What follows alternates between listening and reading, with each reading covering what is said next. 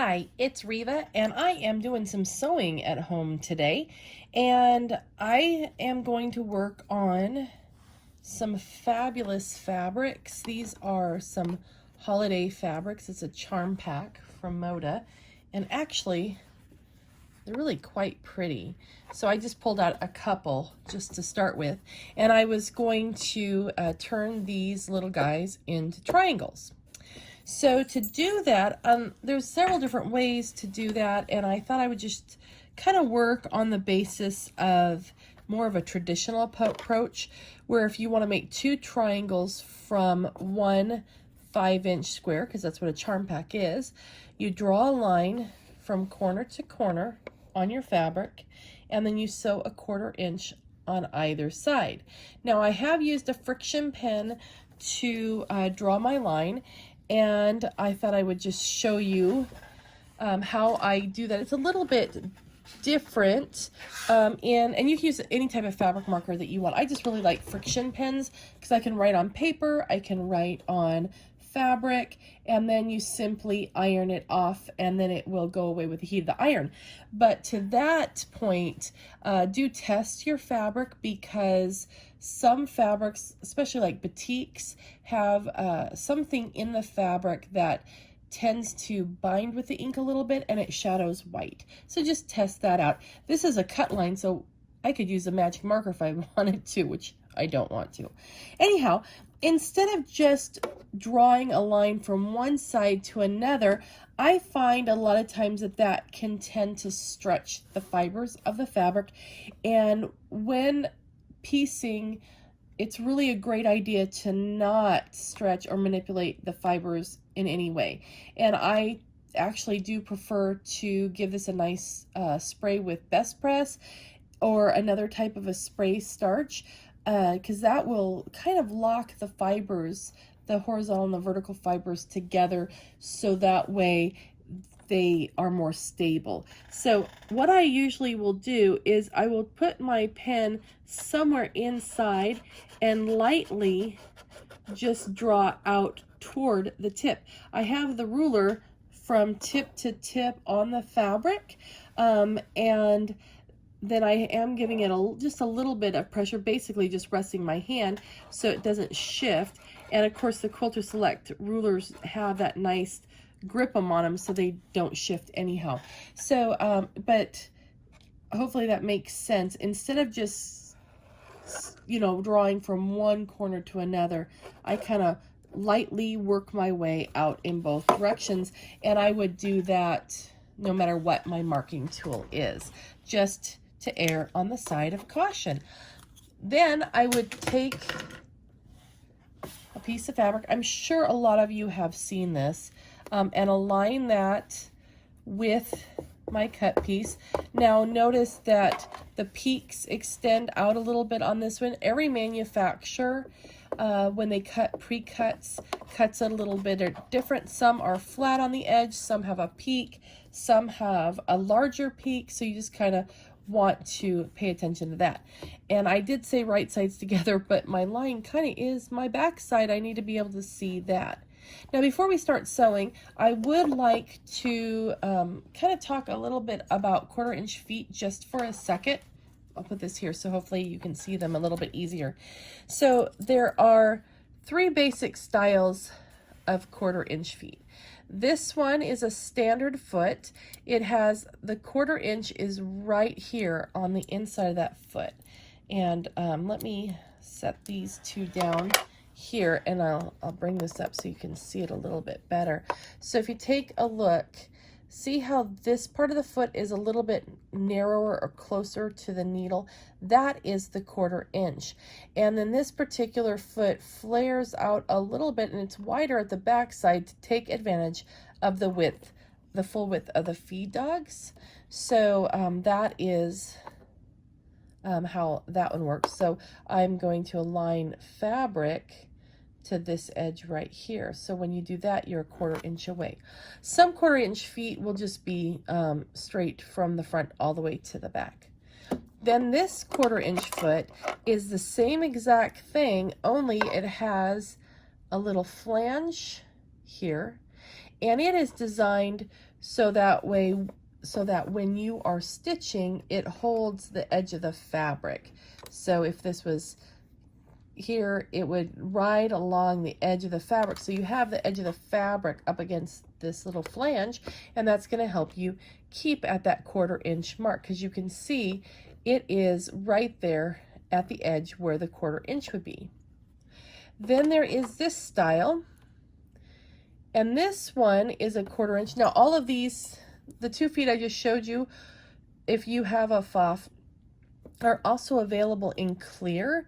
Some 1/4 inch feet are only clear, some are only metal, so depending on the brand of machine that you have. But this one is a 1/4 inch foot, so I have my 1/4 inch spacing here on the side, but it also has a blade or a flange down the center, and that's fabulous for when you're doing your top stitching. And I don't mean top stitching, I mean stitching on the top, or doing your quilting, where you can put this little blade in your seam line, and it will hold in the seam line so you can stitch in the ditch and keep everything nice and straight. So those are some 1/4 inch feet, just in case you always wondered what the differences were. And then this is the one I'm going to use now, because we're going to be stitching through on the fabric itself, and I don't need a blade. But I'm just going to snap on my foot here. I do have gray thread on, and I'm hoping that you'll be able to see that pretty well. So I'm going to pull up my stitch. I do like to quilt with a stitch length of a 2.0. It's just a little bit shorter, and that gives me a little bit of a tighter stitch, because you're going to be cutting pieces apart and handling them, and it's nice to have that a little bit tighter, a little bit shorter stitch length. Just think about it, if it was at a 3.0, it'd be really, really easy to come undone. So now all I'm going to do is I am going to stitch, and I'm going to put my foot down on my machine, and my machine was smart enough to tell me, hey, you don't have the dual feed engaged, so let me put that on. I love my dual feed. Okay, so as I stitch, let me put my needle down. I love working with the needle down. But I do have the 1/4 inch side of the foot aligned with that line that I drew. So I'm just going to stitch until I get to the bottom. Now, when we get down here, I'm not going to cut my thread, and I'm not going to turn or rotate my fabric, but what I am going to do is get my next fabric piece and line my solid square right along there. And again, I want that to be at the edge of the fabric, and I'm going to run another piece. So if you're new to quilting, this would be considered chain piecing, because we're making a chain of the pieces. So let me grab another one here and do another one. So this is a really very, very fast and easy look. Did you see? Put the purple up so we can see where we're going. This is a really fast and easy way to get 2 triangles out of a 5-inch square, or a square of fabric of whatever size you need, as opposed to trimming, pre-cutting the triangles from your fabric. And one last one I'll do right now, and then I'll show you what we do for the reverse side, or the return side, I should say. Okay, so, and I'm just going to slip that up underneath the foot. If you noticed, I kind of overlapped the tips a little bit, because there's a gap in the sewing, so that's perfectly fine. All right, so now you could go off on a leader or whatnot, but I'm simply going to stitch to the other side here, because that's all going to be in the seam allowance. And then I'm going to rotate back, and I know from the angle you're at you cannot see, but I'm about a 1/16 of an inch too far. My foot is over, so I'm going to raise my presser foot and my needle and reposition so I am in the right spot. And then I can go to town and stitch some more. All right, so now as we come up here, I'm going to show you my little overlap. It's okay to overlap your tips because the seaming is done over here, and then you're not going to have a long length of thread in between, but they won't be stitched together because it's just basically your tips that are overlapped. All right, so now time for the third one, and I'm just kind of lining up my lines there. Now, if you have a machine that has a laser guide or an LED guideline marker that has the line that shows up in front, that could be a Solaris Illuminaire or a Dream or a Destiny machine, or even the new Epic 2. The Viking Epic 2 has that, which is absolutely fabulous. You can use that, so instead of drawing this line on your fabric, you can just simply have that light illuminated right on the front of your, in front of your needle and on the fabric. So I am just now going to cut that. So does that make sense? So if you have a machine that has the laser guide, use that. The Dreamweaver, there's several machines Brother and Baby Lock have, and then Pfaff also, I'm sorry, Viking has as well, has the one.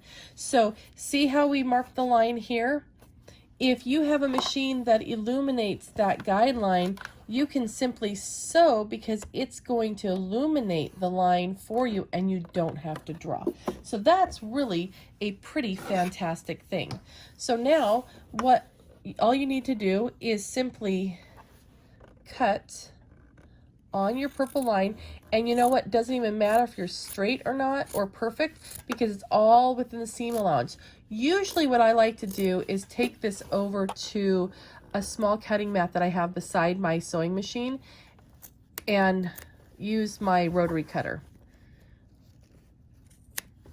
So I'm just gonna trim that apart. So then what you have is you have fabulous half square triangles all ready to be pressed and to be put into your next project. So that's a pretty cool thing.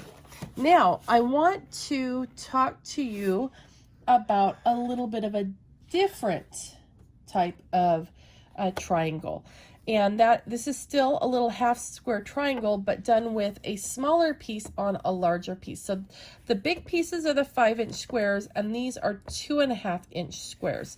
So they're going to create this really cute little contrast corner on my piece here. And actually that is, they call it snowballing, or you can call it whatever you want. But let me show you how this works. It's really pretty neat. So I'm going to take that, and remember on when we had our 5.5-inch squares, I had a little bit of a peek out. It's kind of was the inside of my peaks that my measurement on where they met up. So I'm going to make sure I do that on here as well. So on here, this one, I'm going to stitch right down the center, and I'm sure you have seen many different quilt patterns that call for a half square triangle that is stitched right down the very center. And then I'm going to take my next one and do the exact same thing with it. I'm going to align my piece real quick, and then I am going to just stitch to the other point. Now this is all well and good. I usually do not mark my fabric because I don't want to. I don't enjoy the task unless it's something that really I find is going to be very necessary. I do not. Now I have folded and creased my white fabric, which you probably cannot see, but I can. So I'm going to start stitching, and I see the point. Let me get down here a little bit more so you can see the point. There is the point of the fabric. Let me shift it over so you can see the point here.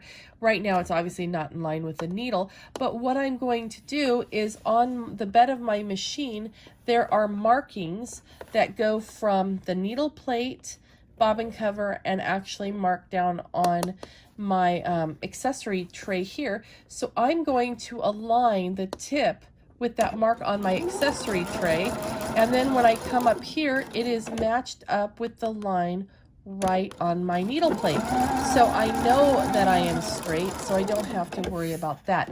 One thing that using guides like the laser guide or the markings on your the bed of your machine does for you is it allows you to position and to aim your fabric right away, and you look down here. Sew by looking here.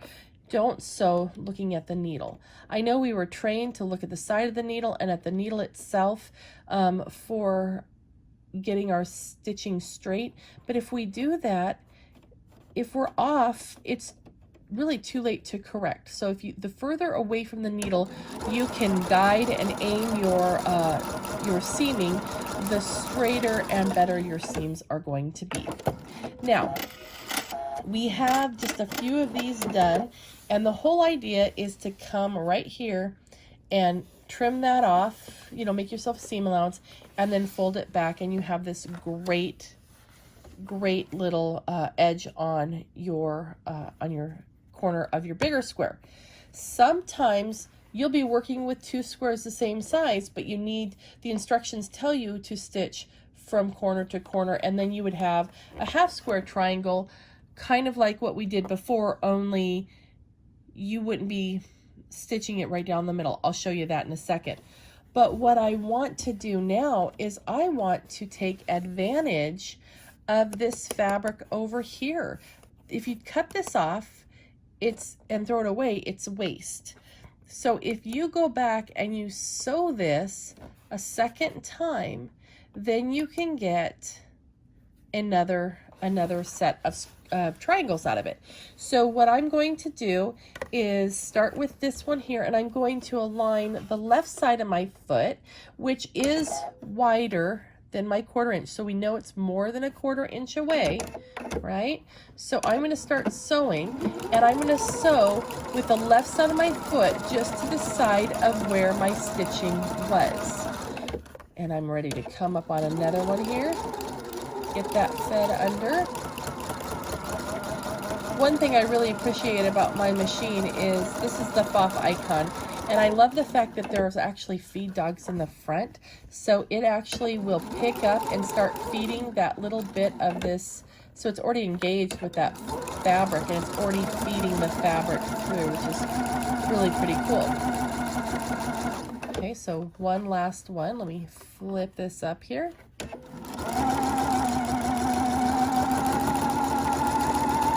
All right, so now we're to the end, cut my thread, and then I'm just going to quickly cut off this unit from the one it's attached to. And then you can see I have this channel of stitching. So I'm going to cut in between, and again, usually I would use my rotary. It's not going to give me a perfect 1/4 inch seam allowance in between, but that's okay because it's inside the seam length. So this is my one piece I have. It's a lovely tipped square with a nice contrast fabric, but you're also left with a small half square triangle. So this is really pretty fun because now you can take this, press it, have it ready, and put it in a bag to use for a scrap project later, or maybe you want to put it into the border of the quilt that you're working on. So instead of throwing this fabric away or grabbing the triangles and trying to reposition them, they are all stuck together because they were stitched with this first stitch. So they're in the perfect position to go ahead and stitch your second seam on here, and it will give you a whole nother unit. This unit actually finished out, it's 2 1/4 is the width right now, so that would be a 2 inch finished square. No, it wouldn't. It would be 1 7/8 or 3/8, wouldn't it?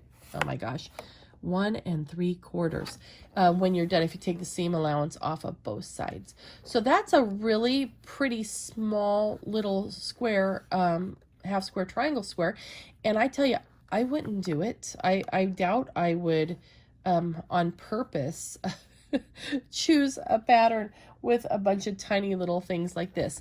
And that brings up a wonderful little memory I have. There's several of us that like to get together and sew. We don't do it often, but we do so enjoy getting away and doing that. And one of our friends, she's just a sweetheart. She was doing this beautiful quilt, and it was an Irish chain, all these little tiny squares, and it was absolutely gorgeous. And you know, if you've ever worked with little squares, it just seems like you sew and sew, but you don't get very far because the pieces are so tiny. So she was lamenting a little bit about why had she picked a quilt with such small pieces, and then we had to point out to her that she likes them, and she goes, "No, I don't." So we had to point out the projects she brought with her. They were all little tiny squares, and so she had an epiphany at that moment, I believe, that she came to terms with the fact that she did actually enjoy little tiny squares.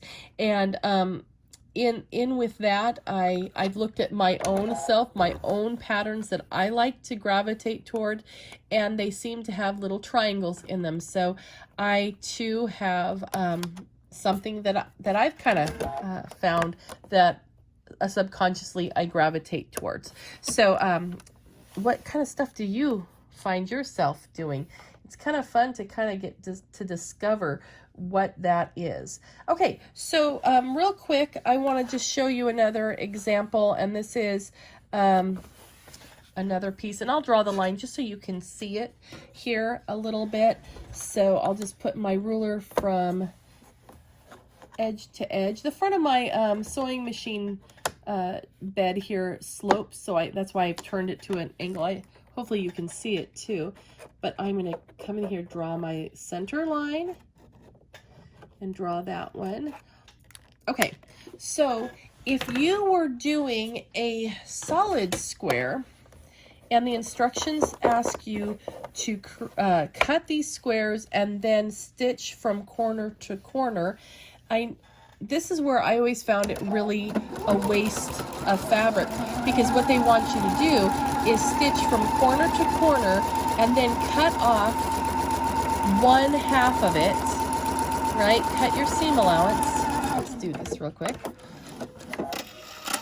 So they would ask for you now to trim off the excess off of one side, leaving a seam allowance, and then that would give you your half square unit, right? There's your half square unit. But then all this would be thrown away. So that's where doubling up and just taking the time to make one more pass, just make one more pass to the side of your seam line, and then you will have a whole nother set of a half square triangle square that you can use for this project or a different project, because now you have that one just slightly smaller. So instead of this becoming hanging around in your trash bin, it now can live in your resource area of scraps that you have to put together with something else at another time.